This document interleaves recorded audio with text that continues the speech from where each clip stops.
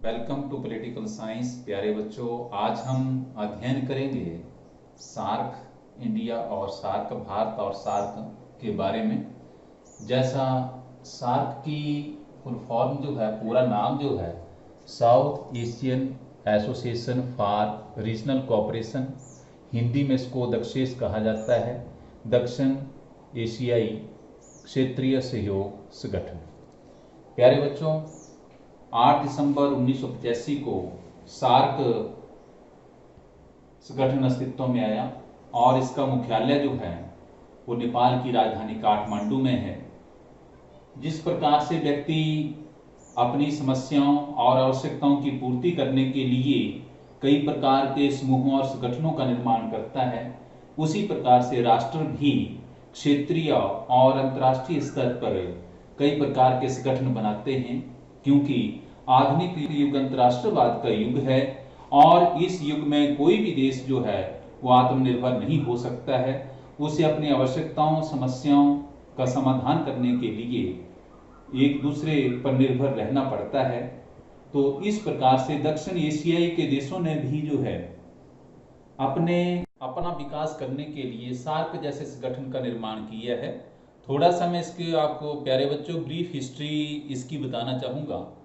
इसका brief history ये है कि 1980 में बांग्लादेश के तत्कालीन राष्ट्रपति जिया उर रहमान ने, जब ये दक्षिण एशिया के देश निर्धनता बेरोजगारी आदि का शिकार थे, तो उन्होंने दक्षिण एशिया के देशों का विकास करने के लिए और गरीबी निर्धनता का उन्मूलन करने के लिए, बेरोजगारी का उन्मूलन करने के लिए जो है वो क्षेत्रीय सहयोग पर बल दिया था।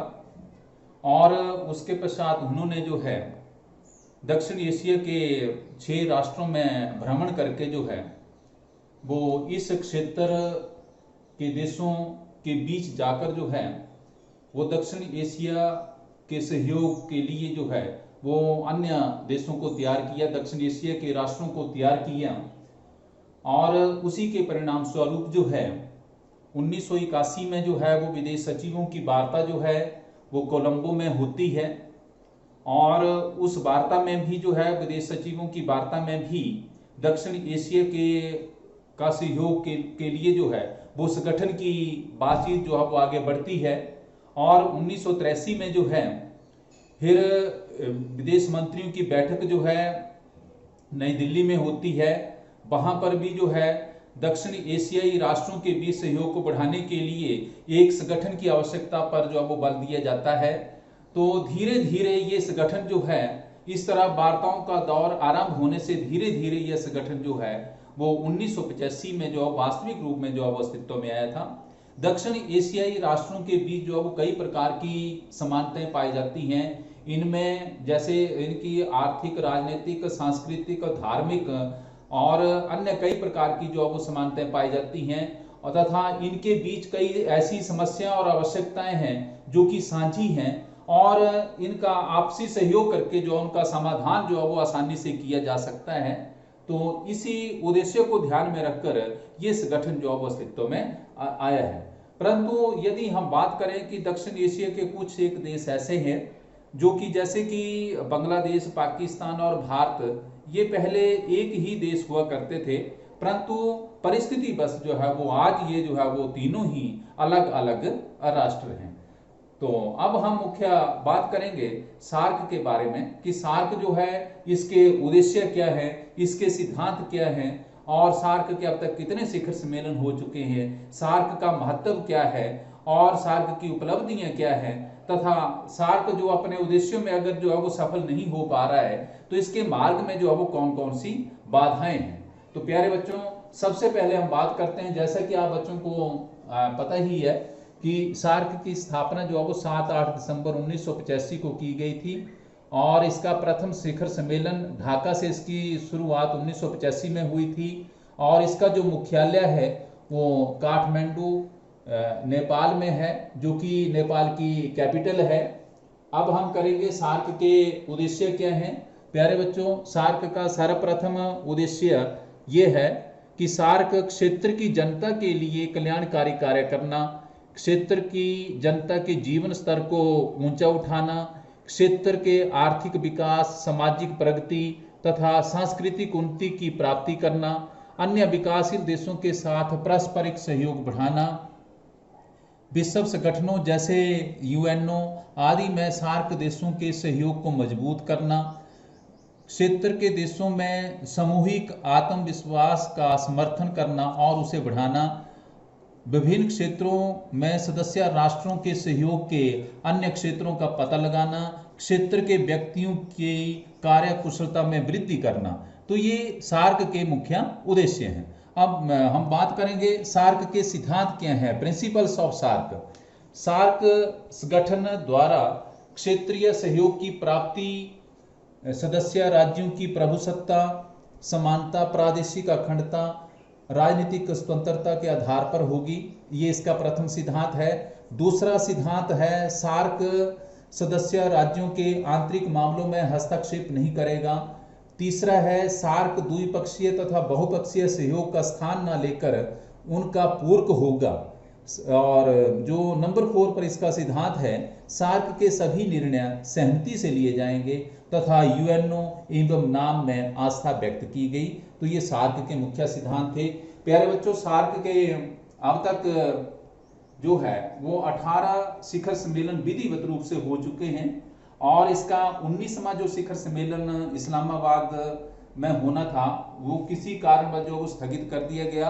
अब इसका 20वां शिखर सम्मेलन जो है वो 2020 में जो है फिर से पाकिस्तान में होने की संभावना है। इस्लामाबाद इसका स्थान निश्चित किया गया है, परंतु कुछ एक रुकावटों के कारण जो है ऐसा लगता है कि ये 20वां शिखर सम्मेलन जो है वो नहीं हो पाएगा, क्योंकि पाकिस्तान जो है वो आतंकवाद के प्रति अपना रवैया जो है उसको नहीं छोड़ रहा है और भारत जो है वो विरोध स्वरूप जो है इसमें भाग नहीं लेने की अभी तक संभावना है। तो हम ये कहेंगे कि अभी तक विधिवत रूप से जो है सार्क के केवल 18 शिखर सम्मेलन हो चुके हैं। तो इसमें सबसे पहले जो शिखर सम्मेलन है फर्स्ट सार्क समिट जो है वो 7-8 दिसंबर 1985 को ढाका में बांग्लादेश में हुई थी, जो कि जहां से जो है वो सार्क की शुरुआत हुई थी। उसके पश्चात इसका द्वितीय शिखर सम्मेलन 1986 बेंगलोर भारत में हुआ और तृतीय शिखर सम्मेलन इसका 1987 में काठमांडू नेपाल में हुआ और फोर्थ शिखर सम्मेलन इसका 1988 में इस्लामाबाद में हुआ। पांचवा शिखर सम्मेलन 1990 मालदीव में हुआ और छठा शिखर सम्मेलन इसका कोलंबो 1991 में हुआ और सेवंथ शिखर सम्मेलन 1993 ढाका बांग्लादेश में हुआ और इसकी 8th समिट जो है 1995 नेपाल न्यू दिल्ली में हुई और इसी प्रकार से 9th जो शिखर सम्मेलन है वो 1997 मालदीव में हुआ और 10th जो इसका समिट है 1998 में कोलंबो श्रीलंका में हुई और इसका 11th SAARC summit 2002 Kathmandu Nepal में हुई और 12th SAARC summit 2004 Islamabad Pakistan में हुई और इसी प्रकार से जो है वो इसका 13वां शिखर सम्मेलन जो है 13th सार्क समिट जो है वो 2005 ढाका बांग्लादेश में हुई। 14th सार्क समिट 14वां शिखर सम्मेलन 2007 में न्यू दिल्ली इंडिया में हुआ और इसका 15वां शिखर सम्मेलन 2008 कोलंबो श्रीलंका में हुआ और इसका जो है वो 16वां शिखर सम्मेलन जो है वो भूटान थिम्पू में हुआ था।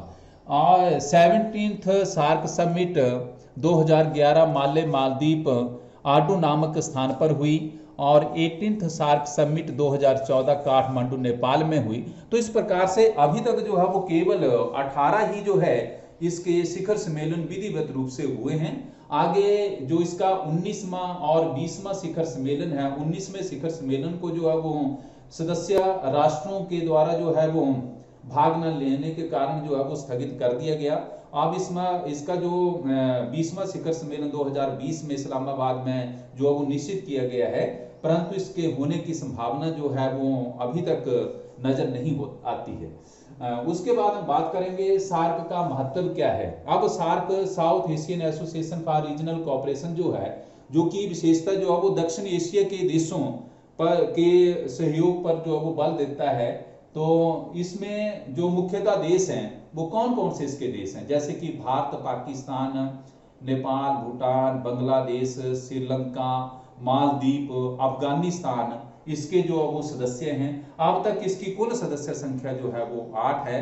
और पहले मूल रूप में जो है वो सार्क में पहले 7 ही सदस्य होते थे, परंतु 2007 में जो है जो इसका 14वां शिखर सम्मेलन हुआ, 14वां शिखर सम्मेलन जो कि 14वां शिखर सम्मेलन जो कि 2007 में न्यू दिल्ली में हुआ था, वहां से जो है वो अफगानिस्तान को जो है वो 8वें सदस्य के रूप में जो है वो सार्क के सदस्य के रूप में जो है वो शामिल किया गया था। तो वर्तमान में इसकी कुल सदस्य संख्या जो है वो 8 हो चुकी है।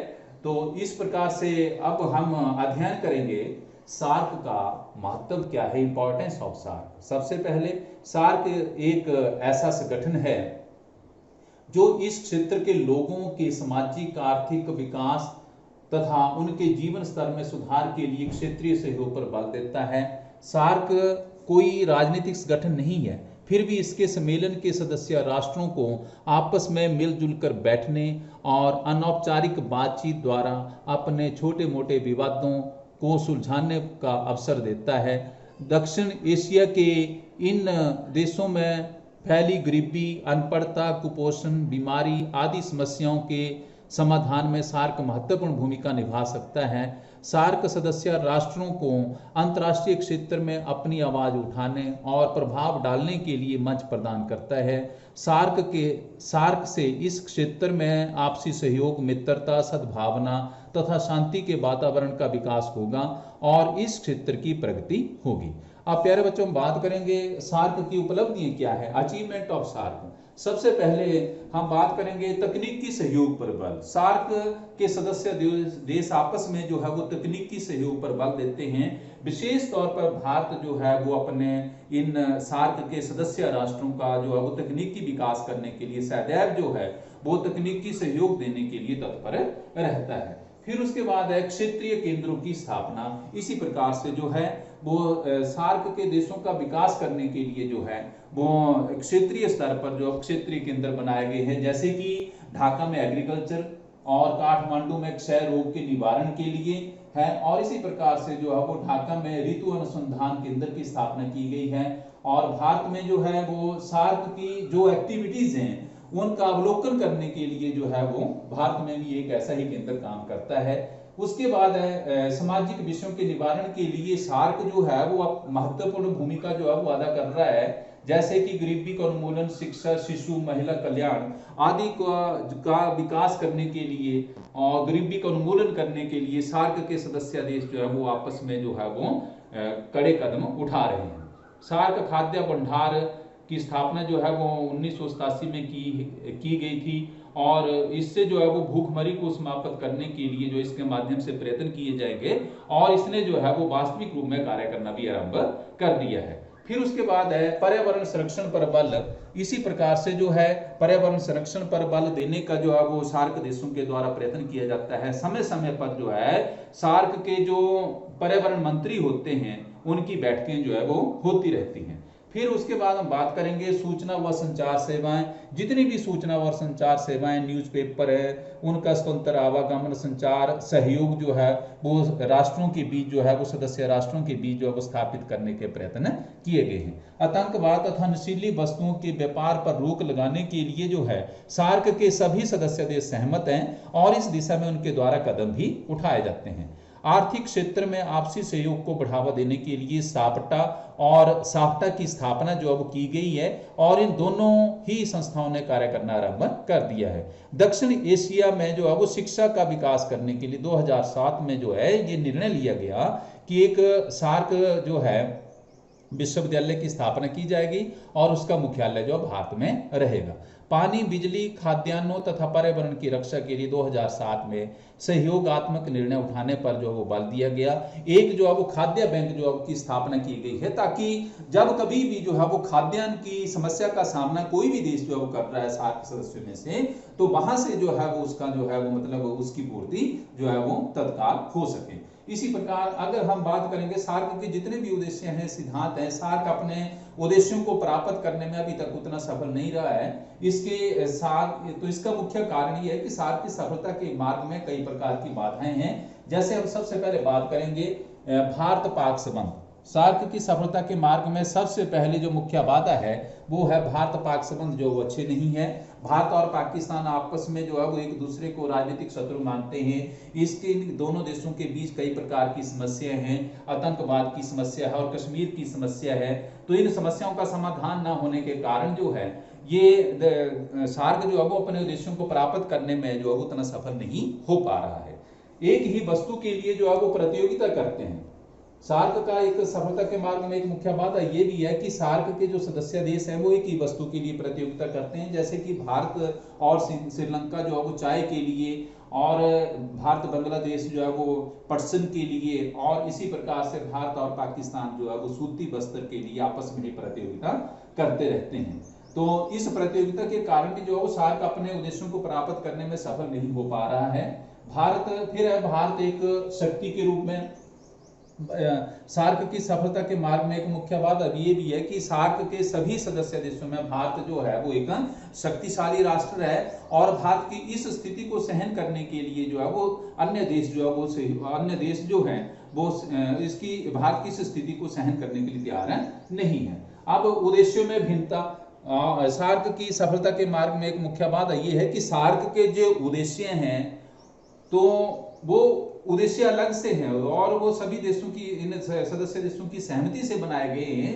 परंतु होता क्या है कि सार्क के जो सदस्य देश है उन्होंने अपने अपने अलग अलग उद्देश्य जो निश्चित किए हुए हैं। उसके बाद हम बात करेंगे शासन प्रणालियों तथा धार्मिक दृष्टिकोण में भी भिन्नता जो है वो पाई जाती है, जिसके कारण भी जो है वो सार्क अपने उद्देश्यों को प्राप्त करने में सफल नहीं हो पाता है। संसाधनों में जो है वो अंतर पाया जाता है। यद्यपि दक्षिण एशिया के इन राष्ट्रों में संसाधन जो है वो भरपूर मात्रा में पाए जाते हैं, परंतु इनका सही ढंग से जो है वो दोहन नहीं हो पाता है, और ना ही इनका दोहन करने के लिए एक दूसरे के सहयोग को जो है आवश्यक समझते हैं। इसी प्रकार जो है वो निर्भरता का अभाव पाया जाता है। एक बाधा ये भी है कि सार्क सदस्य देशों के बीच जो है वो आपस में निर्भरता का अभाव पाया जाता है। ये सार्क के जितने भी सदस्य देश हैं ये आपस में जो है वो वस्तुओं का आदान प्रदान करने की अपेक्षा जो है वो वस्तुओं का आयात जो है वो अन्य देशों से जो है वो करना बेहतर समझते हैं। जबकि अगर ये देश जो है वो आपस में जो है वो आयात निर्यात को बढ़ावा देते हैं तो मुद्रा की भी जो काफी बचत होगी, और भारत तो इन देशों का जो है वो सहयोग करने के लिए जो सदैव तैयार रहता है। परंतु सार्क के ये सदस्य देश जो भारत को आशंका की दृष्टि से देखते हैं। तो प्यारे बच्चों, आपने इस जो है आज हमने अध्ययन किया भारत और सार्क के बारे में। इसकी स्थापना जैसे कि 8 दिसंबर 1985 को की गई थी, और इसके जो है वो वर्तमान में 8 इसके सदस्य देश हैं, और सार्क का पूरा नाम है south Asian association for regional cooperation. Hindi में इसको दक्षेस कहा जाता है, दक्षिण एशिया क्षेत्रीय सहयोग संगठन। इसके 8 सदस्य देशों के जो नाम है जैसे भारत, पाकिस्तान, नेपाल, भूटान, श्रीलंका और बांग्लादेश, मालदीव आदि जो है वो इसके 8 सदस्य देश हैं। तो इसी के साथ धन्यवाद।